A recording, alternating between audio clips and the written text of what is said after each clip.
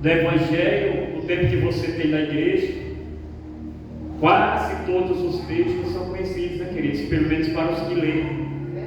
Meus amados, mas a revelação de Deus, na palavra de Deus, você pode pregar uma mensagem hoje, e amanhã você pregar a mesma mensagem, mas nós entendemos, queridos, que quando nós pregamos, é o Espírito Santo de Deus que dirige a vida do pastor, que dirige a vida do missionário, que dirige a vida do pregador, que dirige a vida do irmão e da irmã. Ou seja, o que eu quero dizer com isso é que nenhuma mensagem vai ser igual a outra. Você pode pregar um texto hoje conhecido. Tem pessoas, queridos, na igreja que até desprezam.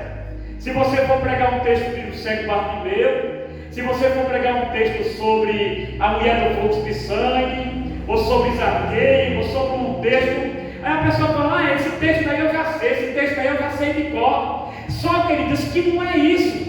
Só que é a revelação de Deus que Deus dá em cada palavra. É a revelação de quando você pega a Bíblia, você pega as Escrituras e você lê. Você já prestou atenção? Que às vezes você lê um texto e parece que você não enxergou tal coisa naquele texto, e depois você relê de novo, e no outro dia você relê de novo, e às vezes você está passando uma aflição, e dentro daquele texto simples que você pensava que era simples, Deus fala com você e responde a você.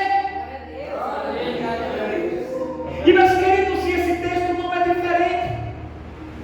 E esse texto vai falar, amados, de Eucana, que era um da tribo de Levi. Esse texto vai falar que esse homem tinha duas mulheres. E por que tinha duas mulheres? É permitido ter duas mulheres? Vou explicar para os irmãos aqui. Era uma poligamia. Não era permitido, não era uma ordem de Deus, uma lei de Deus, ter duas mulheres, não, porque Deus falou em Gênesis: deixará o homem o pai, a mãe, e unir-se-á sua mulher, e serão ambos uma só carne. Um casamento monogâmico. Mas desde que aquela linhagem que veio de Caim ali, que teve o primeiro homem polígamo, que assassinou 2 homens depois, desde aquela linhagem ali, queridos, aí veio, aí por cultura, porque acreditavam-se que na cultura judaica, por exemplo, acreditava-se que o homem, ele tinha que deixar um herdeiro.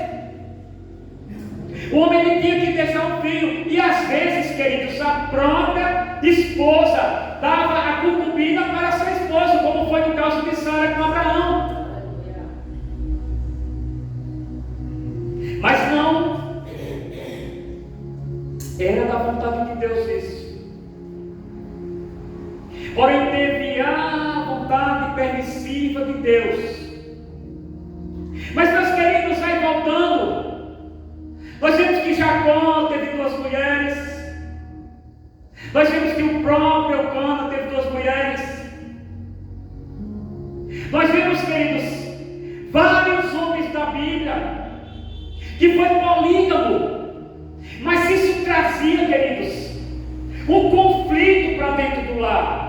Porque uma esposa ficava com ciúme da outra, uma esposa não irritava a outra. Prova é, queridos, que quando Sara deu Agar para ser esposa de Abraão, depois ela dispensou quando ganhou o menino, quando ganhou Ismael.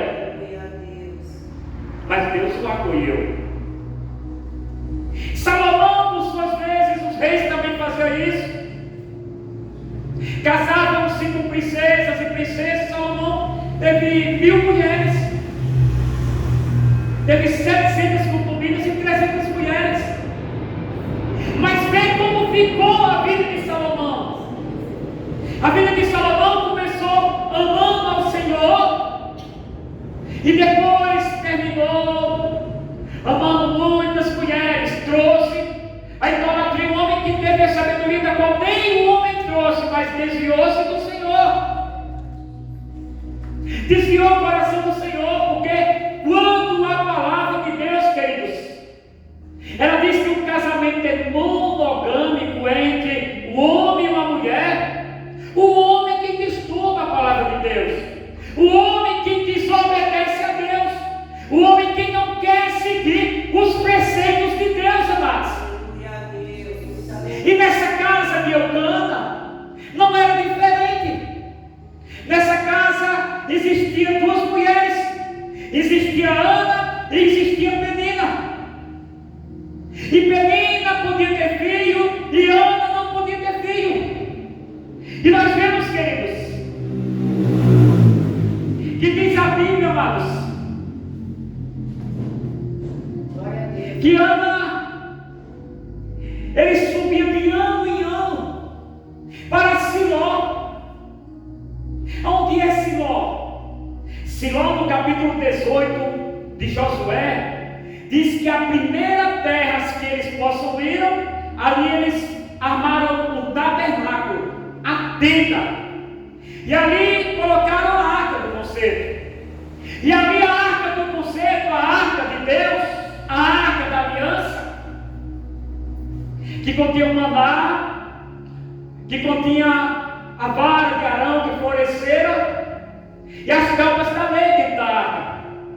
E meus queridos, e é engraçado que essa arca passou 300 anos ali em Siló.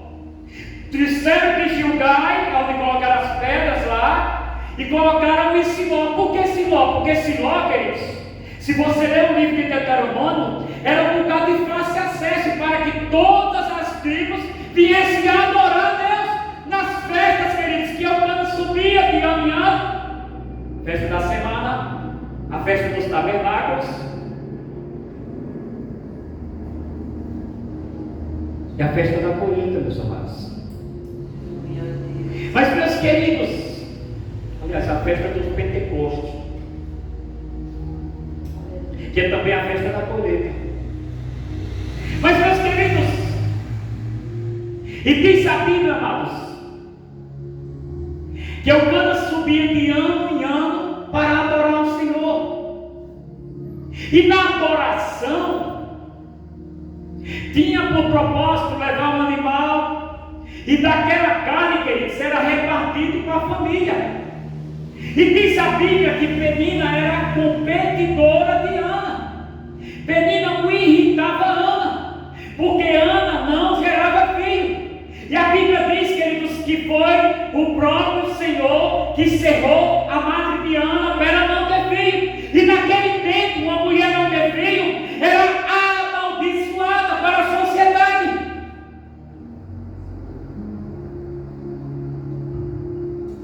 E ela chorava e chorava, e Eucana perguntava o que estava acontecendo. Eucana era um homem carinhoso com ela. Eucana não era um homem rude com ela como Nabal, homem rico e rude que não respeitava ninguém, nem respeitava sua esposa. E ela queria um filho. E às vezes, queridos, nós não podemos resolver o problema de todo mundo. Ninguém pode resolver o problema de todo mundo. Nós podemos orar, nós podemos falar que vamos ajudar aquela pessoa. Às vezes nós ajudamos aquela pessoa, mas nem sempre, queridos, é o material. Às vezes é coisa espiritual, às vezes é coisas, queridos, que só Deus resolve. Aleluia a Deus. E Eucana, queridos, ele falava: não que sou eu melhor do que 10 filhos.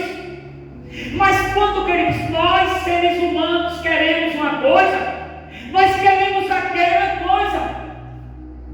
Por exemplo, às vezes você está com dinheiro e você quer comprar aquela casa, pode aparecer 10 casas, você quer aquela casa. Não como Acabe, que tinha a vinha de Nabote junto ao palácio, que era a herança, e ele por inveja queria aquela terra, tantas terras que tinha, tantas coisas que tinha, mas ele queria aquela terra. Mas Nabote não negociou o que é herança dos seus pais. Aí meus queridos, diz a Bíblia que ele subia de ano em ano. E diz a Bíblia que um ano eles subiram, queridos, para Siló, para onde estava a água, porque não tinha um templo ainda. E esse período era um período difícil. Era um período de transição. Que é passar dos juízes para os reis, período de transição. E diz a Bíblia que era um período negro da história de Israel.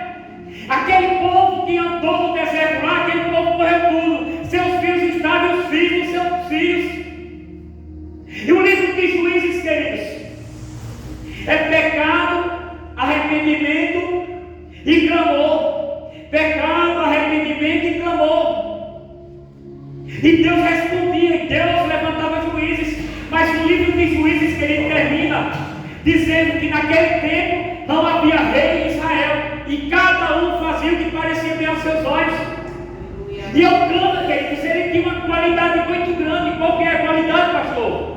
É que ele subia para Siló, estava ali Ofni e Finéias, estava ali Eli, os filhos de Eli estavam corrompidos, mas ele subia para Siló, pastor, para adorar a Deus. Ele não subia para olhar a vida do sacerdote, não. Ele subia para adorar a Deus.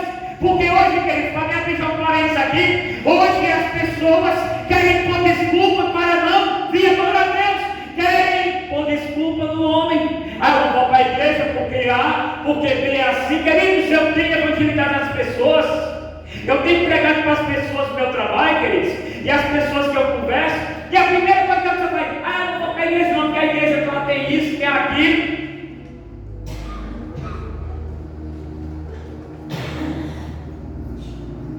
Eu falo, estou te apresentando o homem, estou te apresentando a Jesus.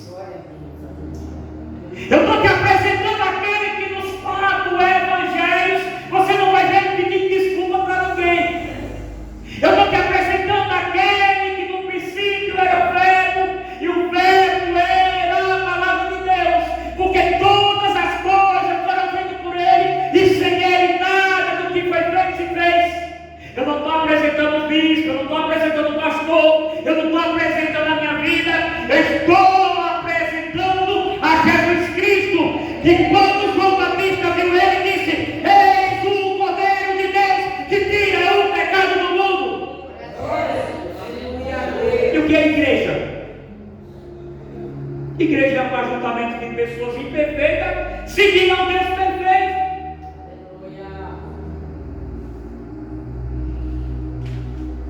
Você vai ver Pai em mim. Se você passar uma semana comigo, você vai ver Pai em mim. Se você passar um dia inteiro comigo, você vai ver Pai em mim. Mas em Jesus Cristo você não vai ver Pai. Parece até que ele disse: se eu fosse do Novo Testamento, se eu fosse um cristão, ele ia falar como Hebreus 12. Jesus, portanto, nós que estamos rodeados de um tal grande número de testemunhas, deixando todo o embaraço e o pecado que tão de perto nos rodeia, e olhando para Jesus, autor e consumador da minha fé. Você não foi chamado para olhar para o pastor, você não foi chamado para olhar para o irmão, para irmão, para o defeito dos outros, você foi chamado para seguir a Jesus Cristo de Nazaré. A não ser que você queira pôr o impedimento, a não ser que você queira pôr uma desculpa para não vir para a igreja. Eu não vou para a igreja A, eu não vou para a igreja B, eu vou mudar de igreja porque o pastor é assim, o irmão é assim, a irmã falou assim para mim. Não. Eucana era adorador. Ele subia para Siló para adorar e sacrificar o Senhor. E diz a Bíblia que Ana subia e Penina subia, e parece que era massacrante para Ana quando chegava o tempo de ir para Siló, porque ela lembrava que ela não tinha filho e que Penina tinha filho,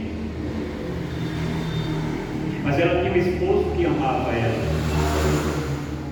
que compreendia ela, que consolava ela com as palavras. Mas, meus amados e meus queridos irmãos, nós vemos, queridos, que quando Ana sobe aqui, diz a Bíblia que quando eles comem, diz aqui no versículo 9, então Ana se levantou depois que comeram e beberam em Siló, e ali estava sentado numa cadeira, junto ao pilar do templo do Senhor.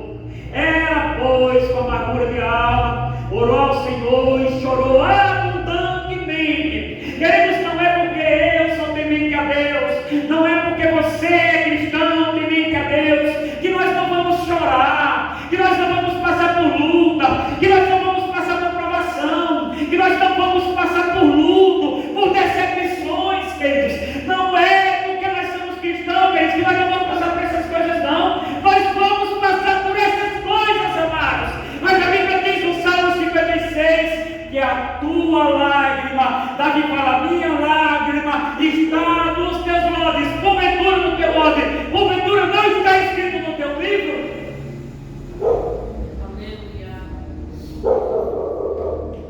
E ela chorou abundantemente. E voltou o voto dizendo, Senhor dos exércitos, se benignamente atendar a aflição da tua serva, e de me lembrares a tua serva, e esqueceres, mas se deres um filho varão, Senhor, todos os dias da sua vida não passará navalha sobre a sua cabeça.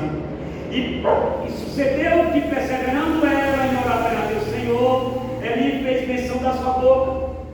Tem momento, queridos, na oração, que você ora alto, que você clama como Bartimeu, que já colocava já diante de Jesus o que ele queria. Jesus, filho de Davi, tem misericórdia de mim. Mas tem momentos que você vai orar com coração.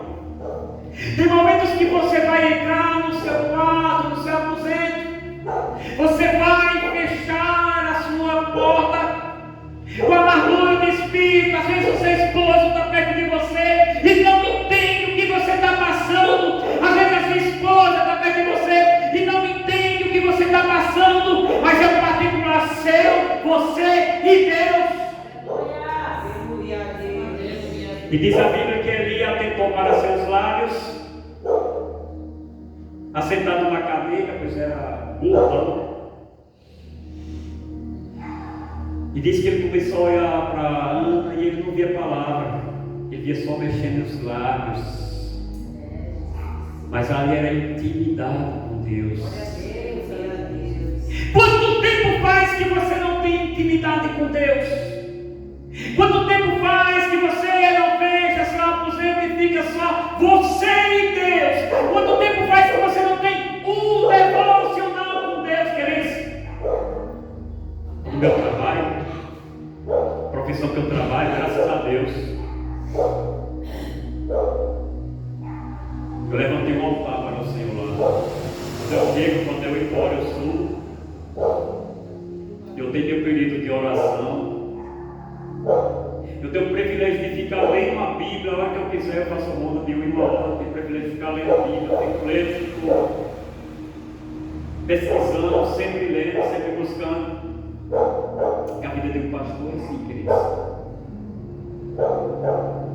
A palavra vem do céu, a rima revelada, mas aí do céu não vai não. A gente tem que buscar, tem que estar constante lendo em comunhão com Deus. E Ana ali, ela faz aquela, e ele está olhando ali, e está vendo ali, ela só mexendo os lábios e fala, mulher, até quando estarás embriagada com o teu vinho? A parte do teu vinho, ela fala, não, meu Senhor, eu sou uma mulher atribulada, amargurada de espírito. Era uma petição para ela, queridos, muito forte. Por quando no seu coração falava, e só se movia os seus lábios, porém não se ouvia a sua voz, pelo que Eli teve por embriagada e disse, até quando estarás tu embriagada? Aparta-te de teu vinho. Porém Ana respondeu e disse, não, Senhor meu, eu sou mulher atribulada de espírito, nem vinho nem bebida forte tenho bebido, porém tenho derramado minha alma perante o Senhor. Não tenha tua serva por filha de Belial. o quanto da multidão dos meus cuidados, do meu desgosto, tenho eu falado até agora. Então respondeu e disse: vai em paz, e o Deus de Israel conceda a tua petição. E disse ela: achei a tua serva graça aos teus olhos. Assim a mulher foi o seu caminho e comeu, o seu semblante já não era o mesmo. Olha a responsabilidade de um pastor. Olha a responsabilidade de um servo de Deus, de um sacerdote. Porque ele falou para ela que estava embriagada. Se fosse hoje, isso seria um escândalo. Era capaz até da irmã bater no pastor. Se ela tivesse uma bengala, ela estava bengalada na cabeça dele. Onde é que você vai dentro, pastor? Eu vou mudar de igreja. Eu estou dodói, porque está assim hoje, né, pastor? Não pode falar um ar, a pessoa leva a vida de qualquer jeito, leva a obra de qualquer maneira. Como Davi, depois que adulterou, continuou. Aí sempre tem um Natan que vem e fala: você está em pecado, desce.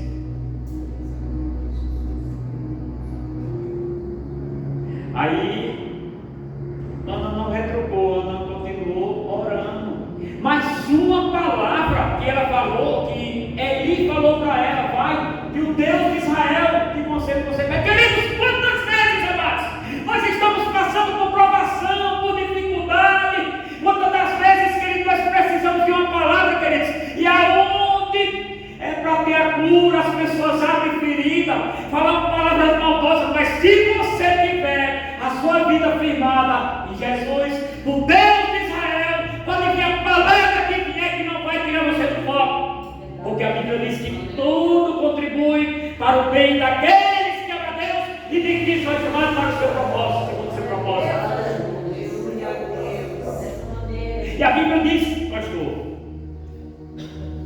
que quando ele deu aquela palavra, diz que ela se levantou, comeu, bebeu e foi-se.